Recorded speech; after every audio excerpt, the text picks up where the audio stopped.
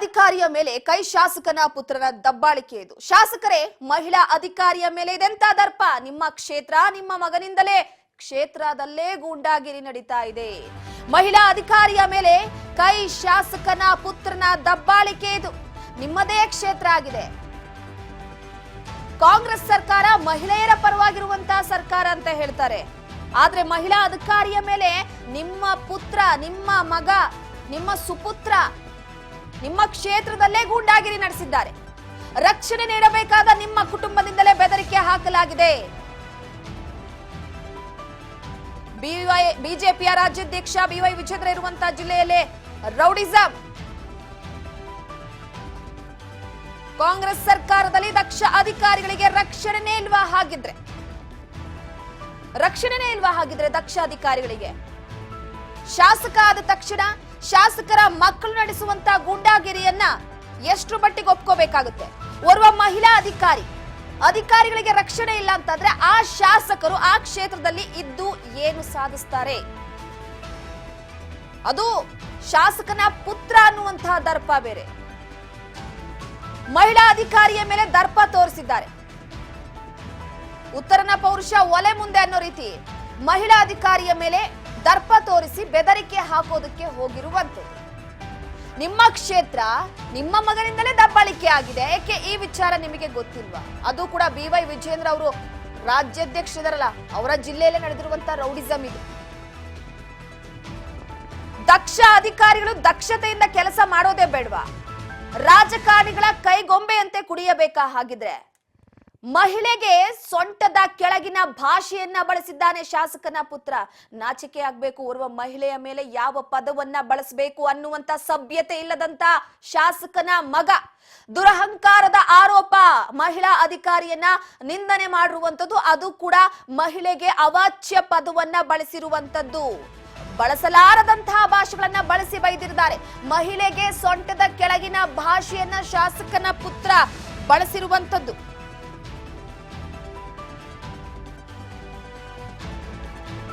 ನಾಚಿಕೆ ಆಗ್ಬೇಕು ಶಾಸಕನ ಪುತ್ರನಿಗೆ. ನನಗೆ ಫೋನ್ ಮಾಡೋಕೆ ಹೇಳಿ ಅಂದಿದ್ದೆ ತಪ್ಪಾಯ್ತಾ? ಓರ್ವ ಅಧಿಕಾರಿ ನನಗೆ ಫೋನ್ ಮಾಡಕ್ ಹೇಳಿ ಅಂತ ಹೇಳಿದ್ದೆ ತಪ್ಪಾಯ್ತಾ? ಭೂ ವಿಜ್ಞಾನಿ ಅಂತ ನೋಡದೆ ಕೆಟ್ಟ ಪದಗಳಿಂದ ನಿಂದನೆ ಮಾಡಲಾಗಿದೆ ಶಾಸಕನ ಪುತ್ರ. ಭದ್ರಾವತಿಯ ಕೈ ಶಾಸಕನ ಪುತ್ರನ ವಿರುದ್ಧ ನಿಂದನೆಯ ಆರೋಪ ಕೇಳಿ ಬಂದಿದೆ. ಮಹಿಳೆಗೆ ಸೊಂಟದ ಕೆಳಗಿನ ಭಾಷೆಯನ್ನ ಬಳಸಿದ್ದಾನೆ.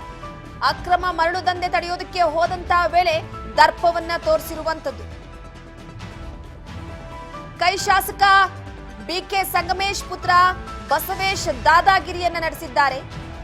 ಮಹಿಳೆಗೆ ಸೊಂಟದ ಕೆಳಗಿನ ಭಾಷೆಯನ್ನ ಬಳಸಿ ಶಾಸಕನ ಪುತ್ರ ಅವಾಚ್ಯ ಶಬ್ದಗಳಿಂದ ನಿಂದಿಸಿದ್ದಾರೆ. ದುರಂಕಾರದ ಆರೋಪ. ಮಹಿಳಾ ಅಧಿಕಾರಿಗೆ ನಿಂದನೆಯನ್ನ ಮಾಡಿರುವಂತದ್ದು. ಶಾಸಕನ ಪುತ್ರ ಅಂದ ತಕ್ಷಣ ಹೇಗೆ ಬೇಕು ಹಾಗೆ ನಡ್ಕೋಬಹುದಾ?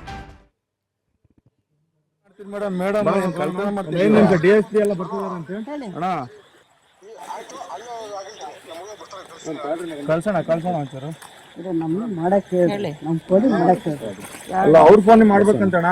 ಕೊಡಿ ಮೇಡಮ್ ಕೊಡ್ರಿ. ಅಲ್ಲ ಏನು ಗಾಡಿ ಮೈ ಮೇಲೆ ನೋಡಿರಿ ಅಂತೀರಲ್ಲ, ಯಾಕೆ? ಅಲ್ಲ ಹೇಳಿದ್ರಲ್ಲ, ಈಗ ರೆಕಾರ್ಡ್ ಮಾಡ್ಕೊಂಡಿದೀನಿ, ಯಾಕೆ ಮಾಡ್ಕೊಂಡ್ಬಿಡ್ರಿ? ಹೇಳಿ. ನೆಟ್ಟಿಗೆ ಮಾತಾಡಿ. ಮಾತಾಡ್ತಾ ಇದ್ದೀರಾ? ಒಬ್ಬ ಅಧಿಕಾರಿ ಮಾತಾಡಿ, ನೆಟ್ಟಿಗೆ ಬೆಲೆ ಕೊಟ್ಟು ಮಾತಾಡಿ. ನಿಮ್ಮ ಒಂದ್ ಸ್ವಲ್ಪ ನಿಮ್ಮ ನೀನೇ ಬಂದ್ಬಿಡೋಣ ಸ್ಪಾಟಿಗೆ. DSP ಬರ್ತಾರಂತೆ. ಬಾರೋಣ ಒಂದ್ 5 ನಿಮಿಷ. DSP ಎಲ್ಲ ಬರ್ತಿದಾರಂತೆ.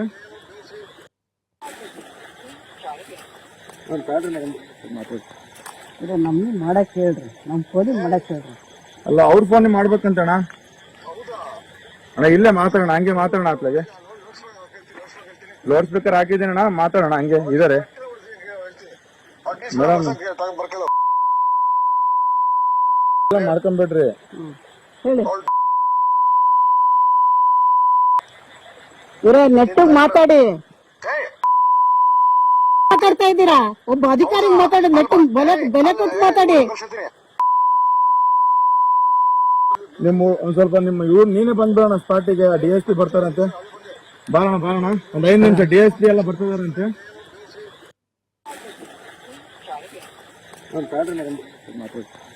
ಇದು ನಮ್ಗೆ ಮಾಡಕ್ ಹೇಳ್ರಿ, ನಮ್ ಫೋನಿಗೆ ಮಾಡಕ್ ಹೇಳ್ರಿ. ಅಲ್ಲ ಹೇಳಿದ್ರಲ್ಲ ಈಗ ರೆಕಾರ್ಡ್ ಮಾಡ್ಕೊಂಡಿದ್ದೀನಿ. ಯಾಕೆ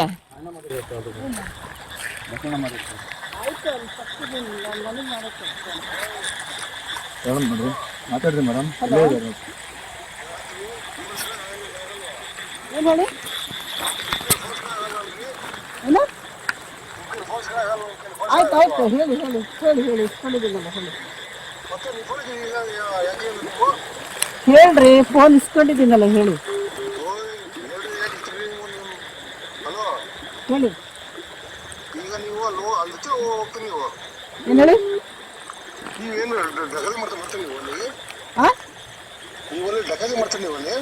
ಏನ್ ಮಾಡ್ತಾ ಇದೀವಿ ನಾವು? ರೈಡಿಗೆ ಬಂದಿದ್ದೀವಿ.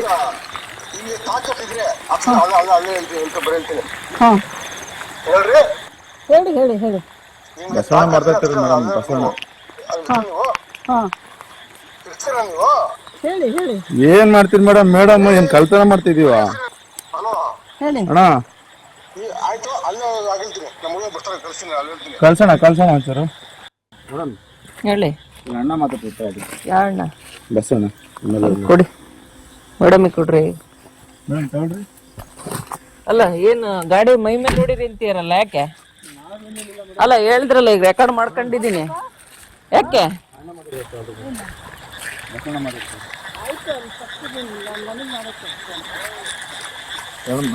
ಮಾತಾಡ್ರಿ ಮೇಡಮ್. ಏನ್ ಹೇಳಿ? ಏನು? ಆಯ್ತು ಹೇಳಿ ಇಸ್ಕೊಂಡಿದ್ದೀನಲ್ಲ ಹೇಳಿ. ಎಸ್ ನೋಡಿ, ಒಂದು ದರ್ಪ ಹೇಗಿದೆ ಅನ್ನೋ ವಿಚಾರಕ್ಕೆ ಸಂಬಂಧಪಟ್ಟಂತೆ ಮರಳು ದಂಧೆ ನಡೀತಾ ಇರುತ್ತೆ. ಮರಳು ದಂಧೆಯ ವಿಚಾರವಾಗಿ ನೈಟ್ ಅವರಿಗೆ ಸುಳಿವು ಬರುತ್ತೆ. ರಾತ್ರಿ ರೇಡ್ಗೆ ಓರ್ವ ಅಧಿಕಾರಿ, ಮಹಿಳಾ ಅಧಿಕಾರಿ ಹೋಗಿದ್ದಾರೆ. ಓರ್ವ ಮಹಿಳಾ ಅಧಿಕಾರಿಯ ಜೊತೆ ಯಾವ ರೀತಿ ಮಾತನಾಡಬೇಕು ಅನ್ನುವ ಸಭ್ಯತೆಯು ಕೂಡ ಶಾಸಕರ ಪುತ್ರನಿಗೆ ಇಲ್ಲ.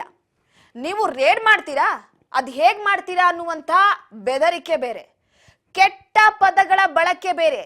ಓರ್ವ ಅಧಿಕಾರಿ, ದಕ್ಷತೆಯ ಅಧಿಕಾರಿ, ಮಹಿಳಾ ಅಧಿಕಾರಿ ನೋಡಿ, ಆತ ಮುಖ ಕಾಣಿಸುತ್ತೆ ಅಂತ ಮುಖನ ಟವಲ್ ಸುತ್ಕೋತಿದೆ. ನಾಚಿಕೆ ಆಗ್ಬೇಕು ಇವ್ರಿಗೆಲ್ಲ. ಓರ್ವ ದಕ್ಷ ಅಧಿಕಾರಿಯ ಮೇಲೆ ದರ್ಪ ತೋರಿಸುವಂತ ಶಾಸಕನ ಪುತ್ರನಿಗೆ ಚೀಮಾರಿ ಹಾಕ್ಬೇಕು. ಅದೆಷ್ಟ್ರ ಮಟ್ಟಿಗೆ ಅಂತಂದ್ರೆ ನಾವು ಸಾಕಷ್ಟು ನೋಡಿರ್ತೀವಿ. ಅಪ್ಪ ಶಾಸಕರಾಗಿರ್ತಾರೆ, ಅಧಿಕಾರ ಎಲ್ಲ ಮಕ್ಕಳಲ್ಲಿರುತ್ತೆ. ಅಪ್ಪ ಅಧಿಕಾರದಲ್ಲಿದ್ರೆ ಅದ್ರ ಅಧಿಕಾರ ನಡೆಸುವಂತವ್ರು ಮಕ್ಕಳೇ. ಇದು ಅವರ ತಂದೆ ಗೊತ್ತಿದೆಯೋ ಇಲ್ಲೋ ಗೊತ್ತಿಲ್ಲ, ಗೊತ್ತಿದ್ರು ಕೂಡ ಬಾಯ್ ಬಿಡಲ್ವೇನೋ ಅವರು. ಆದ್ರೆ ಮಗನ ದಬ್ಬಾಳಿಕೆ ವಿಚಾರವಾಗಿ ಶಾಸಕರ ಗಮನ ಹರಿಸಬೇಕಾಗತ್ತೆ. ಅಧಿಕಾರಿಗಳು ಯಾಕಾಗಿ ಪ್ರಭಾವಕ್ಕೊಳಗಾಗ್ತಾರೆ, ಅಧಿಕಾರಿಗಳು ಯಾಕಾಗಿ ರಾಜಕಾರಣಿಗಳ ಒತ್ತಡಕ್ಕೆ ಒಳಗಾಗ್ತಾರೆ ಅಂದ್ರೆ ಇದೇ ವಿಚಾರ. ನಾವು ಬೈಕೊಳ್ತೀವಿ, ಅಧಿಕಾರಿಗಳು ಏನೂ ಕೆಲಸ ಮಾಡಲ್ಲ, ಅಧಿಕಾರಿಗಳು ಪಾಪ ರಾಜಕಾರಣಿಗಳು ತಮ್ಮ ಕೈಗೊಂಬೆ ಅಂತ ಕುಳಿಸ್ಕೊಂಡ್ರೆ ಅಧಿಕಾರಿಗಳು ಇನ್ನೇನ್ ಮಾಡ್ತಾರೆ. ಇದು ನೋಡಿ ಎಕ್ಸಾಂಪಲ್. ಇದು ಆ ಮಾತು, ಅಶ್ಲೀಲ ಪದ, ಅವರ ಕ್ಷೇತ್ರದಲ್ಲೇ ಗೂಂಡಾಗಿರಿ. ಸರಿಯಾಗಿ ಮಾತಾಡಿ, ಓರ್ವ ಅಧಿಕಾರಿ ನಾನು, ಅದೇನ್ ಪದ ಬಳಕೆ ಮಾಡ್ತಿದ್ದೀರಾ ಅಂತ ಅಧಿಕಾರಿ ಕೇಳ್ತಾ ಇದ್ದಾರೆ. ನಿನಗೇನು ನಾನು ಮರ್ಯಾದೆ ಕೊಡ್ಬೇಕು ಅನ್ನೋ ರೀತಿಯಲ್ಲಿ ಕೆಟ್ಟ ಪದಗಳನ್ನ ಬಳಸಿದ್ದಾರೆ. ಸೊ ಎಲ್ಲೋ ಒಂದು ಕಡೆ ಇದ್ರ ಬಗ್ಗೆ ಗಮನ ಹರಿಸಲೇಬೇಕಾಗಿದೆ.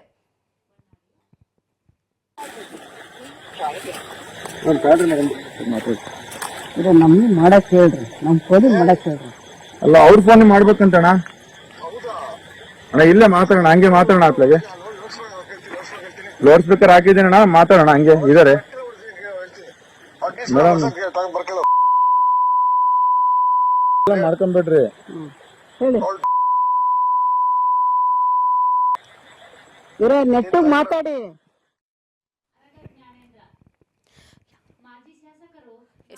ಮಾಜಿ ಶಾಸಕರಾದಂತ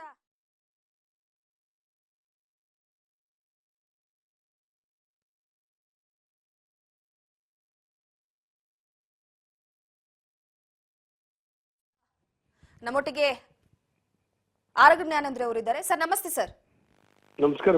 ಸರ್ ನೋಡಿ, ಓರ್ವ ಮಹಿಳಾ ಅಧಿಕಾರಿ ಸರ್, ಅದು ಅಲ್ಲದೆ ಅಧಿಕಾರಿ ಬಿಡೋಣ ಸರ್, ಓರ್ವ ಮಹಿಳೆ ನಮ್ಮ ಪಕ್ಷದಿಂದ ಮಹಿಳೆಯ ಮೇಲೆ ಗೌರವ, ಮಹಿಳೆಯರಿಗೋಸ್ಕರನೇ ನಮ್ಮ ಪಕ್ಷ ಬಂದಿದೆ, ಮಹಿಳೆಯರಿಗೋಸ್ಕರನೇ ನಾವು ಈ ರೀತಿಯಾದಂತಹ ಸಾಕಷ್ಟು ಕೆಲಸ ಕಾರ್ಯಗಳನ್ನ ಮಾಡ್ತಿದೀವಿ, ಪಂಚ ಗ್ಯಾರಂಟಿ ಕೊಟ್ಟಿದೀವಿ ಅಂತ ಹೇಳ್ಕೊಳ್ಳುವಂತ ಸರ್ಕಾರದ ಶಾಸಕನ ಪುತ್ರನ ದಬ್ಬಾಳಿಕೆ ವಿಚಾರವಾಗಿ ಏನ್ ಹೇಳ್ತೀರಾ ಸರ್?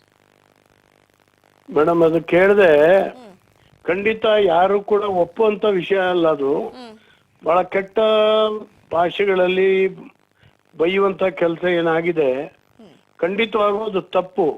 ಮಾನ್ಯ ಶಾಸಕರು ಅವ್ರಿಗೆ ಬುದ್ಧಿ ಹೇಳುವಂತದ್ದು ಅಗತ್ಯ ಇದೆ. ಯಾಕಂದ್ರೆ ನಮ್ಮ ಶಾಸಕರು ಅಂತ ಹೇಳಿದ್ರೆ ನಮ್ಮ ಹಿಂಬಾಲಕರು ಮತ್ತು ನಮ್ಮ ಮಕ್ಕಳು ಏನ್ ಬೇಕಾದ್ರು ಒಂದೊಂದು ಟೈಮ್ ಮಾಡಿಬಿಡ್ತಾರೆ. ಅದನ್ನ ನಾವು ಸಹಿಸಬಾರ್ದು. ಯಾಕಂದ್ರೆ ಅವೆಲ್ಲವೂ ಕೂಡ ಶಾಸಕರ ಮೇಲೆ ಪರಿಣಾಮ ಆಗುತ್ತೆ. ಹಾಗಾಗಿ ಇವತ್ತು ಕೆಲವು ಅಧಿಕಾರಿಗಳು ಅವರು ಇತಿಮಿತಿ ಒಳಗಡೆ ಕೆಲಸ ಮಾಡೋಕಾಗತ್ತೆ ಕಾನೂನು ಇದರಲ್ಲಿ. ನಮ್ಗೆ ಸಿಟ್ಟು ಬಂದಾಗ ಟ್ಯಾಕಲ್ ಮಾಡುವಂತ ರೀತಿ ಬೇರೆ ಇರ್ತದೆ. ತಂದೆಯವ್ರ ಹತ್ರನೇ ಹೇಳ್ಬೋದಾಗಿತ್ತು, ಅವ್ರದ್ದೇನಾದ್ರು ತಪ್ಪಾಗಿದ್ರೆ ಹೇಳಿಸ್ಬೋದಾಗಿತ್ತು. ತಾನೇ ಇದನ್ನ ಈ ರೀತಿ ಬೈಯುವಂತದ್ದು ಇದು ಡಿಮಾರಲೈಸ್ ಆಗ್ಬಿಡ್ತಾರೆ ಒಂದೊಂದ್ಸರಿ. ಇವ್ರು ಗಟ್ಟಿಯಾಗಿದ್ರೆ ಅದನ್ನ ಕಂಪ್ಲೇಂಟ್ ಮಾಡ್ಬೋದು, ಇನ್ನೇನು ಮಾಡ್ಬೋದು, ಕಾನೂನು ಕ್ರಮ ಅವ್ರ ಮೇಲೆ ತಗೊಳ್ಬೋದು. ಆದ್ರೆ ಅನೇಕ ಸಾರಿ ಡಿಮಾರಲೈಸ್ ಆಗ್ತಾರೆ. ಯಾಕೆ ರಿಸ್ಕ್ ತಗೊಳ್ಬೇಕು ಅಂತ ಹೇಳಿ ಆಗ್ಬಿಟ್ರೆ ಬಹಳ ಕಷ್ಟ ಆಗುತ್ತೆ. ಇವತ್ತು ಮರಳು ದಂಧೆ ನಮ್ಮ ಶಿವಮೊಗ್ಗ ಜಿಲ್ಲೆನಲ್ಲಿ ವ್ಯಾಪಕವಾಗಿದೆ. ನಮ್ಮ ತೀರ್ಥಹಳ್ಳಿಯಿಂದ ಹಿಡಿದು ಎಲ್ಲ ಕಡೆನೂ ಆಗ್ತಾ ಇದೆ. ಅಲ್ಲಿ ಇರೋದು ಸಿಬ್ಬಂದಿ ಕಮ್ಮಿ ಇದ್ದಾರೆ. ನಮಗೂ ಕೂಡ ಅನೇಕ ಸರಿ ಸಿಟ್ಟು ಬರ್ತದೆ ಅವ್ರ ಮೇಲೆ. ಏನ್ರಿ ನೀವೇನು ಮಾಡಲ್ಲ ಅಂತ ನಾವು ಹೇಳ್ತೀವಿ. ಸಿಬ್ಬಂದಿ 2-3 ಜನ ಇದ್ದಾರೆ, ಅವ್ರು ಎಲ್ಲಿ ಹೋಗ್ಬೇಕು ಎಲ್ಲಿ ಬರ್ಬೇಕು. ಹಾಗಾಗಿ ಎಲ್ಲ ಪೊಲೀಸ್ ಅವರು ಇವರು ಎಲ್ಲರೂ ಎತ್ಕೊಂಡು ಆಕ್ಷನ್ ತಗೊಂಡು ಎಲ್ಲ ಮಾಡಿದ್ರೆ ಆಗ್ತದೆ. ಆದ್ರಿಂದ ಇವತ್ತು ನಾವು ನಮ್ಮ ಮೂಗಿನ ನೇರಕ್ಕೆ ನಮ್ಮ ಹಿಂಬಾಲಕರು ಯಾರೋ ಮರಳು ಹೊಡೆದ್ರೆ ಸರಿ ಅನ್ನೋದು, ಇನ್ನೊಬ್ರದ್ದು ಬಿಡಿ ಅನ್ನೋದು ಈಗೆಲ್ಲ ಆಗದೇ ಇಲ್ಲ. ಅದನ್ನ ಸರಿ ಮಾಡುವಂತದ್ದು ಅವಶ್ಯಕತೆ ಇದೆ. ಯಾಕಂದ್ರೆ ಆ ಲ್ಯಾಂಗ್ವೇಜ್ ಸರಿಯಲ್ಲ ಸರ್. ಒಂದು ಕಿಂಚಿತ್ತು ಗೌರವ ಅನ್ನೋದು ಇರುತ್ತೆ ಸರ್. ಅವ್ರು ದರ್ಪ ತೋರಿಸಿದಾರೆ, ಓಕೆ, ಆದ್ರೆ ಮಾತಿನಲ್ಲಿ ಸ್ವಲ್ಪ ಆದ್ರೂ ಕೂಡ ಒಂದು ಏಕಾಗ್ರತೆ, ಗ್ರಹಿಕೆ ಅನ್ನೋದು ಬೇಕಾಗುತ್ತೆ. ನಾವ್ ಏನ್ ಮಾತಾಡ್ತಿದೀವಿ, ಏನ್ ಹೇಳ್ತಿದೀವಿ, ಯಾರ ಹತ್ರ ಮಾತಾಡ್ತಿದೀವಿ ಅಂತ. ಸರ್, ಫೋನ್ ರಿಸೀವ್ ಮಾಡಿದ ಕೂಡ್ಲೇನೆ ಕೆಟ್ಟ ಪದದಿಂದನೇ ಬಳಸಿರೋದವ್ರು. ಅದು ಓರ್ವ ಮಹಿಳೆಯ ಸೊಂಟದ ಕೆಳಗೇನೆ ಬಳಸಿರುವಂತ ಪದಗಳು. ಸೊ ಹೀಗಾಗಿ ನೋಡಿ ಸರ್, ಏನಾಗಿದೆ ಅಂತಂದ್ರೆ ಅಧಿಕಾರಿಗಳಿಗೆ ಫ್ರೀ ಹ್ಯಾಂಡ್ ಇಲ್ಲ. ನಾವಿಲ್ಲಿ ಹೇಳ್ತೀವಿ ಸರ್, ಇಲ್ಲಿ ಕುತ್ಕೊಂಡು ಮಾತಾಡ್ತೀವಿ, ಪಾಪ ಅವರು ಒಂದ್ ರೀತಿ ರಾಜಕಾರಣಿಗಳ ಕೈಗೊಂಬೆ ರೀತಿ ಆಡ್ತಿದೀವಿ ಅಂತ ಸಾಕಷ್ಟು ಜನ ಹೇಳ್ಕೊಳ್ತಾರೆ. ಬಟ್ ಏನೇ ಆದ್ರೂ ಓರ್ವ ಅಧಿಕಾರಿ ಅಂದ್ರೆ ರೆಸ್ಪೆಕ್ಟ್ ಬೇಕಲ್ವಾ ಸರ್? ಖಂಡಿತ ಖಂಡಿತ ಖಂಡಿತ ಅವ್ರು ತಿದ್ಕೊಳ್ಳುವಂತ ಅವಶ್ಯಕತೆ ಇದೆ. ಇನ್ನು ಯುವಕ ಅವನು ತಿದ್ಕೊಳ್ಬೇಕಾಗತ್ತೆ. ಮತ್ತು ಶಾಸಕರು ಮಗನಿಗೆ ಒಂದ್ ಸ್ವಲ್ಪ ಹೇಳ್ಬೇಕು, ಇದು ಸರಿ ಆಗೋದಿಲ್ಲ, ಇದು ಬಹಳ ಮುಂದೆ ಹೋಗ್ಬಿಡ್ತಾರೆ. ಆಮೇಲೆ ಸರ್ ಇನ್ನೊಂದು ಸರ್, ರೌಡಿಸಂ ತರ ಮಾತಾಡಿದಾರೆ. ಹೇಗೆ ಅಂತಂದ್ರೆ, ನೀವು ಸೀಸ್ ಮಾಡ್ತೀರಾ, ನೀವು ಮರಳು ದಂಧೆ ನಿಲ್ಲಿಸ್ತೀರಾ, ಅದ್ ಹೆಂಗ್ ನಿಲ್ಲಿಸ್ತೀಯಾ ನಾನು ನೋಡ್ತೀನಿ ಅಂತ ಹೇಳ್ಬಿಟ್ಟು ಒಂದ್ ರೀತಿ ಬೆದರಿಕೆ ಕೂಡ ಹಾಕಿದ್ದಾರೆ. ಇದನ್ನೆಲ್ಲ ಕಾನೂನು ನಾವೇ ಕೈಗೆ ತಗೊಂಡ್ರೆ ಹೆಂಗಮ್ಮ? ಕಾನೂನು ಈ ಪ್ರಕಾರ ಅವ್ರು ಆಕ್ಟ್ ಮಾಡ್ಬೇಕಾಗತ್ತೆ ಅಧಿಕಾರಿಗಳು. ಸೀಸ್ ಮಾಡ್ತೀರಾ ಅಂತ ಹೇಳಿದ್ರೆ ಸೀಸ್ ಮಾಡ್ಬೇಕಾಗತ್ತೆ. ಅವರು ಖಂಡಿತವಾಗ್ಲೂ ಸೀಸ್ ಮಾಡ್ಬೇಕಾಗತ್ತೆ. ಇನ್ಯಾವನು ಹೇಳ್ತಾನೆ ಯಾಕೆ ಸೀಸ್ ಮಾಡಲ್ಲ, ಶಾಸಕರ ಮಗನಿಗೊಂದು ಕಾನೂನು ನನಗೊಂದು ಕಾನೂನು ಅಂತ ಅವನು ಕೇಳ್ತಾನ. ಖಂಡಿತ ಹೌದು. ಕೆಲಸ ಮಾಡೋದು ಕಷ್ಟ ಆಗತ್ತೆ. ಕಾಯ್ದೆ ಹೇಗೆ ನಾವು ತಲೆಬಾಗ್ಲೇಬೇಕಾಗತ್ತೆ. ಸರ್, ಅಲ್ಲ ಇನ್ನೊಂದು, ಈಗ ರಾಜ್ಯದಲ್ಲಿ ಆಗ್ತಾ ಇರುವಂತ ಕ್ರೈಮ್ ರಿಪೋರ್ಟ್ ನಿಮಗೆ ಗೊತ್ತಿದೆ. ರಾಜ್ಯದಲ್ಲಿ ಎಷ್ಟೊಂದು ಕ್ರೈಮ್ಗಳಾಗ್ತಿದೆ, ಯಾವ ರೀತಿ ಇದೆ ಸ್ಥಿತಿ, ಕೋಮು ಗಲಭೆ ಜಾಸ್ತಿ ಆಗ್ತಾ ಇದೆ. ಸೊ ಎಲ್ಲೋ ಒಂದು ಕಡೆ ಇಂತಹ ಸಂದರ್ಭದಲ್ಲಿ ಈ ರೀತಿ ಬೆದರಿಕೆಗಳು, ಅಧಿಕಾರಿಗಳನ್ನ ಹೆದರಿಸುವಂತದ್ದು, ಅದರ ಜೊತೆಗೆ ಈ ರೀತಿ ನಿಂದನೆಗಳು ಸೊ ಮತ್ತಷ್ಟು ಇಂಬು ಕೊಡುವ ರೀತಿ ಆಗುತ್ತೆ ಸರ್. ನೋಡಿಮ್ಮ, ಪೊಲೀಸು ಫ್ರೀ ಹ್ಯಾಂಡ್ ಇಲ್ಲ, ಅಧಿಕಾರಿಗಳು ಫ್ರೀ ಹ್ಯಾಂಡ್ ಇಲ್ಲ. ಕಾನೂನು ಪ್ರಕಾರ ಮಾಡ್ಲಿಕ್ಕೆ ಕೆಲಸ ಮಾಡ್ಲಿಕ್ಕೆ ಈ ಸರ್ಕಾರದಲ್ಲಿ ಆಗ್ತಾ ಇಲ್ಲ. ಹಾಗಾಗಿ ಅನೇಕ ಅಸಂಗತ ಸಂಗತಿಗಳು ನಮ್ಮ ರಾಜ್ಯದಲ್ಲಿ ನಡೀತಾ ಇದ್ದಾವೆ. ನಾವು ಹೇಳಿದ್ರೆ ಅದು ಬಹಳ ಹೊತ್ತು ಹೇಳ್ಬೇಕಾಗತ್ತೆ. ಖಂಡಿತವಾಗೂ ಸರ್ಕಾರದಲ್ಲಿರುವ ಕೆಲವರು ನಮ್ಮ ಮೂಗಿನ ನೇರಕ್ಕೆ ಇರಬೇಕು. ಕಾನೂನು ಕಾಯ್ದೆ ಎಲ್ಲವೂ ನಮ್ಗೋಸ್ಕರ ಅದು ಇರೋದು, ನಾವ್ ಹೆಂಗ್ ಬೇಕಾದ್ರೂ ಅದನ್ನ ತಿರುಚಬಹುದು ಅಂತ ಹೇಳಿ ಭಾವನೆ ಮಾಡ್ಕೊಂಡು ಇವತ್ತು ಅನೇಕ ಹಗರಣಗಳು ನಡೀತಾ ಇರುವಂತದ್ದು ಇದ್ರ ಹಿನ್ನೆಲೆಯಲ್ಲಿ. ಖಂಡಿತವಾಗೂ ಕಾಂಗ್ರೆಸ್ ಬಂದರ ಮೇಲೆ ಅನೇಕ ಸಮಾಜ ವಿದ್ರೋಹಿ ಶಕ್ತಿಗಳಿಗೆ ದೊಡ್ಡ ಇಂಬು ಕೊಟ್ಟಂಗಾಗಿದೆ. ಪೊಲೀಸ್ನವರ ಕೈ ಹಾಕಂಗೂ ಇಲ್ಲ, ಅವ್ರಿಗೆ ಒತ್ತಡ, ಅಧಿಕಾರಿಗಳಿಗೆ ಒತ್ತಡ. ಹೀಗಾಗಿ ಒಂಥರ ಅರಾಜಕತೆ ನಿರ್ಮಾಣ ಆಗ್ತಾ ಇದೆ ಕರ್ನಾಟಕ ರಾಜ್ಯದಲ್ಲಿ. ಇನ್ನು ಸಾರ್ವಜನಿಕರಿಗೆ ಹೇಗ್ ಬರ್ತಾ ಇದೆ ಭಾವನೆ ಅಂದ್ರೆ ಸರ್, ಗೂಂಡಾಗಿರಿ ಸರ್ಕಾರ ಅನ್ನೋ ರೀತಿ ಭಾವನೆ ಬಂದ್ಬಿಡುತ್ತೆ. ಖಂಡಿತ ಆ ಭಾವನೆಯನ್ನು ಬರುತ್ತೆ, ಮತ್ತೆ ಗೂಂಡಾಗಿರಿ ಮಾಡ್ಕೊಂಡು ಯಾರು ಬದುಕ್ತಾ ಇದ್ರು ಅವರಿಗೊಂದು ಪ್ರೇರಣೆ ಆಗುತ್ತೆ ಇದರಿಂದ. ಹಿಂಗೆಲ್ಲ ಮಾಡ್ಬೋದು ನಾವು ಅಂತ. ಒಂದ್ ಕಾಲದಲ್ಲಿ ಇತ್ತು, ಕೊತ್ವಾಲ್ ರಾಮಚಂದ್ರ ಅವರು ಇವರೆಲ್ಲ ಇದ್ರಲ್ಲ ಅವಾಗ ಹೊಡೆದಾಕಿದ್ರು. ಈಗ ಸ್ವಲ್ಪ ಕಂಟ್ರೋಲಿಗೆ ಬಂದಿದೆ, ಆದ್ರೂ ಕೂಡ ಅಲ್ಲಲ್ಲಿ ತುಂಬಾ ಬೆಂಗಳೂರಿನಲ್ಲೇ ಅನೇಕ ಕಡೆ ನಡೀತಾ ಇದೆ. ಸರ್ಕಾರದ ಮುಗಿನ ನೇರಕ್ಕೆ ಪೊಲೀಸ್ನವ್ರಿಗೆ ಫ್ರೀ ಹ್ಯಾಂಡ್ ಕೊಟ್ಟು ಅವ್ರನ್ನ ಸದೆ ಬಡೀರಿ, ಸರಿ ಮಾಡ್ರಿ ಅಂತ ಹೇಳಿ ರಿಪೇರಿ ಮಾಡಿ ಅವ್ರನ್ನ ಅಂತ ಹೇಳಿದ್ರೆ ಮಾಡ್ತಾರ ಅವರು. ನಾವು ಒಬ್ಬನ್ನ ಹಿಡೀರಿ ಒಬ್ಬನ ಬಿಡಿ, ಆ ಗೂಂಡಗಳು ನಮ್ಮ ಪೈಕಿಯವರು ನಮ್ಮ ಅನುಯಾಯಿಗಳು ಅದನ್ನ ಬಿಡ್ಸಕ್ ಹೋದ್ರೆ ಮಾತ್ರ ಡಿಮಾರಲೈಸ್ ಆಗ್ತವೆ. ಏನ್ ಮಾಡಕ್ಕಾಗಲ್ಲ. ನಿಜ ಸರ್. ಕೊನೆಯದಾಗಿ ಸರ್, ಈಗ ಒಂದು ಅಧಿಕಾರ ಇರೋದು ಅಪ್ಪನ ಕೈಲಿ, ದರ್ಪ ತೋರಿಸ್ತಾ ಇರುವಂತದ್ದು ಮಗ. ಸೊ ಅದ್ರ ಜೊತೆಗೆ ಒಂದು ಆಡಳಿತದಲ್ಲಿರೋದು ಕೂಡ ಕಾಂಗ್ರೆಸ್ ಅಧಿಕಾರಿಗಳು. ಈಗ ಅವರಿಗೆ ಕೈ ಕಟ್ಟ ಹಾಕ್ತಾ ರೀತಿಯಾಗಿದೆ. ಈಗ ಓರ್ವ ಮಹಿಳೆಗೆ ನಿಂದನೆ ಆಗಿದೆ. ಸೊ ಏನ್ ಹೇಳ್ತೀರಾ ಸರ್ ಕೊನೆಯದಾಗಿ? ಖಂಡಿತ ಮೇಡಮ್, ಅದು ತಪ್ಪು.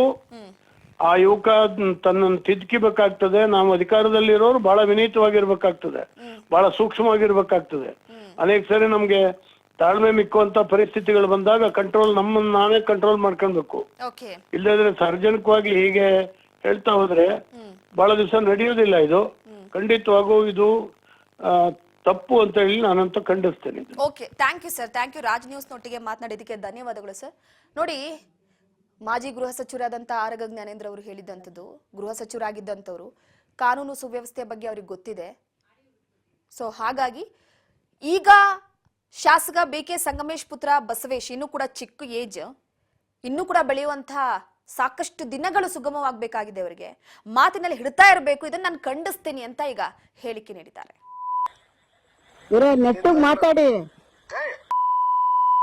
ಮಾತಾಡ್ತಾ ಇದ್ದೀರಾ? ಒಬ್ಬ ಅಧಿಕಾರಿ ಮಾತಾಡಿ, ನೆಟ್ಟು ಬೆಲೆ ಕೊಟ್ಟು ಮಾತಾಡಿ. ಒಂದ್ ಸ್ವಲ್ಪ ನಿಮ್ಮ ನೀನೇ ಬಂದ್ಬಿಡೋಣ ಸ್ಪಾಟಿಗೆ. DSP